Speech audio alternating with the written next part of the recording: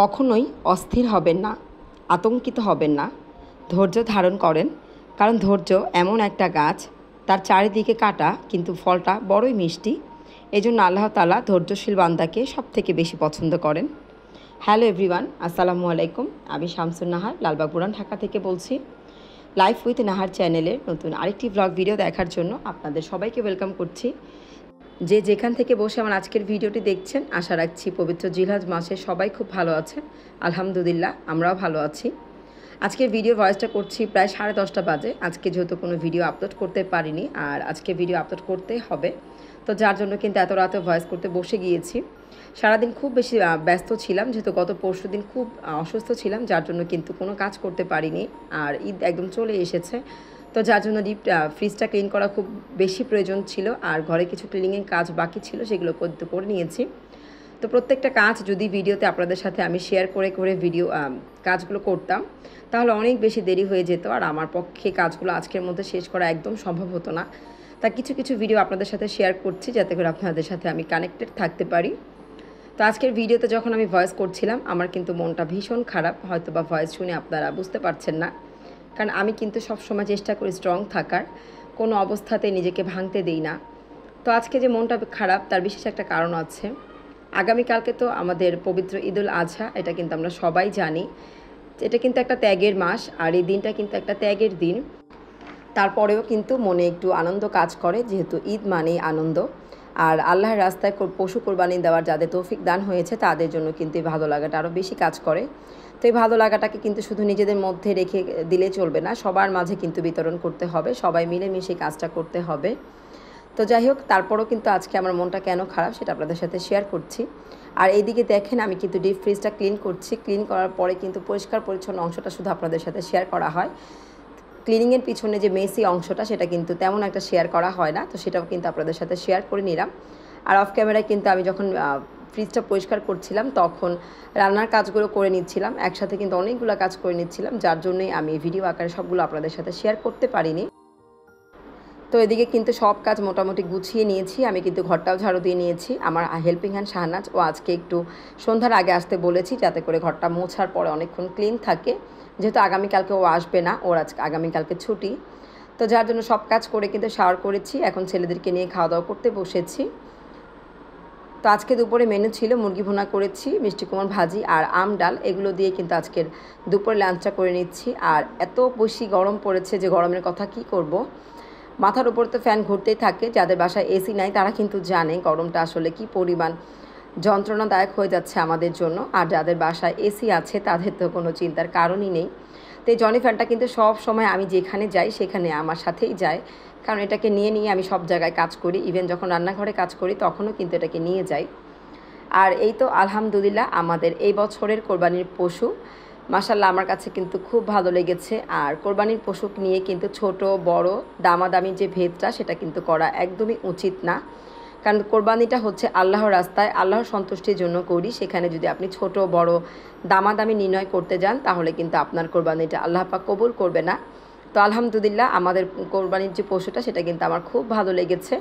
আর ও কিন্তু বরাবরই খুব রাগী। আমাদের যে কোরবানির পশু বরাবর প্রতি বছর খুব রাগী হয়, তো ও কিন্তু খুব রাগী। তবে মুখটার দিকে যখন তাকিয়েছিলাম, বিশ্বাস করেন এত মায়ামাখা লেগেছে যে বলে বোঝাতে পারবো না। আর এই দেখেন, আমার সারাদিনের কাজকর্ম কিন্তু আজকে শেষ হচ্ছে না, সন্ধ্যার প্রায় হয়ে আসছে। এখন কিন্তু শাহনাজ এসে টুকিটাকি কাপড় চোপড় ধুয়ে দিয়ে গিয়েছে। আর আমি এই তো টেবিল যে ম্যাটগুলো, সেগুলো তো বারান্দায় রোদে দিয়ে দিচ্ছি। বাকি কাপড় শাহনাজ ছাদে দিয়ে এসেছে। ভিডিওর এই পর্যন্ত যারা আমার সাথেই আছেন, প্লিজ একটা লাইক দিয়ে ভিডিওটা কন্টিনিউ করবেন। যারা নতুন আজকে আমার চ্যানেলটাকে ভিজিট করছেন, চাইলে আমার চ্যানেলটিকে সাবস্ক্রাইব করে আমার পাশেই থেকে যেতে পারেন। অলরেডি যারা এই কাজগুলো করে ফেলেছেন, আপনাদের সকলকে অসংখ্য ধন্যবাদ জানাই। এভাবে আমাকে সাপোর্ট করে আমাকে সামনের দিকে এগিয়ে নিয়ে যেতে সহযোগিতা করবেন। তো এখন আপনাদের সাথে শেয়ার করছি আমার মনটা আসলে কেন বেশি খারাপ।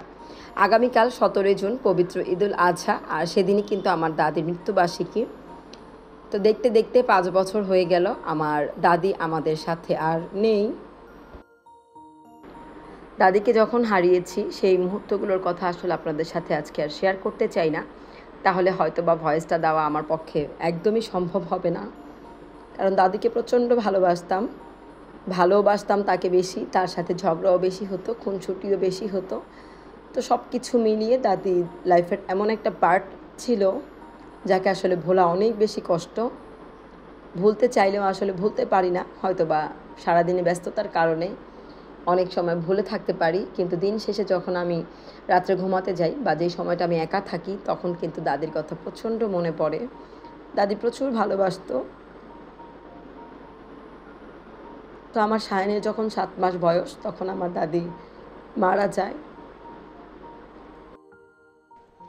আপনারা সবাই আমার দাদির জন্য দোয়া করবেন যাতে আমার দাদিকে আল্লাহ পাক জান্নাত দান করে, আমিন। তো যদি এখন ভিডিওতে দাদিকে নিয়ে কথা বলতে যাই না, ভিডিওটা ভয়েস শেষ করতে পারবো না আমার পক্ষে, কারণ এমনিতে অনেক রাত হয়ে গিয়েছে। এখন যদি এই ধরনের কথাগুলো বলতে যাই তাহলে আমার প্রায় আরও বেশি সময় লেগে যাবে, যার জন্য কথাগুলোকে স্কিপ করলাম। ইনশাল্লাহ কোনো একদিন আপনাদের সাথে এই কথাগুলো শেয়ার করব। খুব কষ্টের কথা। সব কাজকর্ম শেষ করে সন্ধ্যার একটু আগে যখন বিছানায় রেস্ট করতে গিয়েছি সেই মুহূর্তে ফোন এসেছে, সায়নের বাবা হচ্ছে বাসায় চলে আসবে, আর উনি হচ্ছে আজকে রোজা রেখেছে। তো তার জন্য কিছু ইফতারের আয়োজন করতে হবে, যেহেতু আমি আগে থেকে কোনো প্রিপারেশন নেওয়া ছিল না, আমি জানতাম না ও বাসায় আসবে। তো যার জন্য ঘরে থাকা যে উপকরণগুলো ছিল সেগুলো দিয়েই কিন্তু আমি ঘরে যে জিনিসগুলো ছিল আর কি সেগুলো দিয়েই কিন্তু আমি ইফতারের আয়োজনটা করে নিয়েছি। তো ইফতার শেষ কিন্তু সায়নের বাবা নামাজ পড়ছিল, এর মধ্যে আমি আমার টেবিলটা ক্লিন করে নিয়েছি। তারপরে হচ্ছে এখন সাহেবের জন্য চা করতে হবে। আমি আজকে যখন ট্রাইপড ছাড়া ভিডিও করছিলাম আর তখন বুঝতে পারছিলাম যেই সকল আপুরা ট্রাইপড ছাড়া ভিডিও করে তাদের যে আসলে কী পরিমাণ কষ্ট হয়। আমি যখন ট্রাইপড দিয়ে ভিডিও করি ট্রাইপডটাকে সেট করে আমি আমার নিজের মতো করে কিন্তু কাজ করতে পারি। তবে আজকে যখন ট্রাইপড ছাড়া আমি ভিডিও করছিলাম এত বেশি অসুবিধা মনে হচ্ছিল। অনেক আপুদের ভিডিওতে শুনি যে অনেক সাধারণ দর্শক আপুরা বা ব্লগার আপুরা কমেন্ট করে যে আপু ট্রাইপডের সাহায্যে ভিডিও করবেন, দেখতে কিন্তু সুন্দর লাগবে। তো আমি জানি না এই কথাটা আসলে ব্লগার আপুরা কীভাবে বলে, তবে ট্রাইপডের সাহায্যে যদি আমরা ভিডিও করি তাহলে আমাদের ভিডিওর কাজ কিন্তু অনেক সহজ হয়ে যায়। আর ট্রাইপড ছাড়া যারা ভিডিও করে তারা কিন্তু আমার কাছে মনে হয় আরও বেশি কষ্ট করে ভিডিও করে। এটা যখন আমার ট্রাইপড নষ্ট হয়ে যায় তখনই আমি ফিল করতে পারি। তো ট্রাইপডটা কিন্তু আবার নষ্ট হয়ে গিয়েছে, আর এই লাস্ট মুহূর্তে এখন যেহেতু মার্কেট বন্ধ হয়ে যাচ্ছে আমার পক্ষে এখন আর নতুন করে ট্রাইপড কেনা সম্ভব না। তবে দেখি আগামীকালকে যদি ফ্রি থাকে সাহেব তাকে দিয়ে একটু ট্রাইপডটাকে ঠিক করাবো, কারণ আমাকে তো ভিডিও করতেই হবে যেহেতু চ্যানেলে শেয়ার করব। আর এই তো এখানে কিন্তু ইফতারের পর চা রেডি করে ফেলেছি। এই চা খাওয়ার পাশাপাশি আপনাদের কাছ থেকে আজকের মতো এখানেই বিদায় নিয়ে নিচ্ছি। সবাইকে ঈদুল আজহার অগ্রিম শুভেচ্ছা জানিয়ে আল্লাহ হাফেজ, আসসালামু আলাইকুম।